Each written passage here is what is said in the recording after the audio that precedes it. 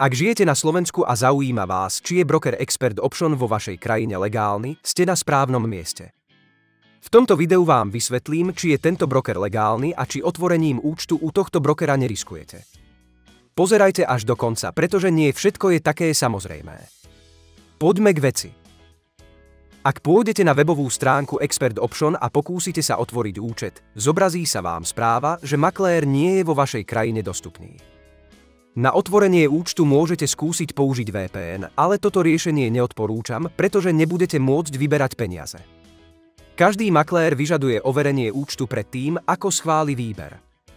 Overenie spočíva v potvrdení vašej totožnosti a adresy bydliska.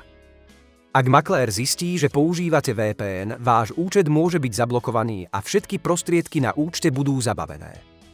Preto vám odporúčam nájsť si iného makléra, ktorý prijíma klientov z vašej krajiny. V popise tohto videa nájdete odkaz na odporúčanú platformu, ktorá ponúka podobné obchodné podmienky ako Expert Option. Broker, ktorého odporúčam, má skvelú obchodnú platformu, širokú ponuku aktív a minimálny vklad len 10 amerických dolárov. Jednou z najzaujímavejších funkcií, ktorá túto platformu odlišuje od Expert Option, je možnosť kopírovania obchodníkov. Stačí, ak vykonáte vklad a potom si vyberiete obchodníka, ktorého chcete kopírovať. Máte úplný prehľad o histórii obchodovania, takže môžete urobiť informované rozhodnutie.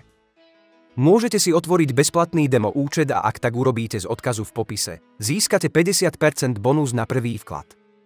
Táto ponuka je časovo obmedzená. Dúfam, že toto video bolo užitočné.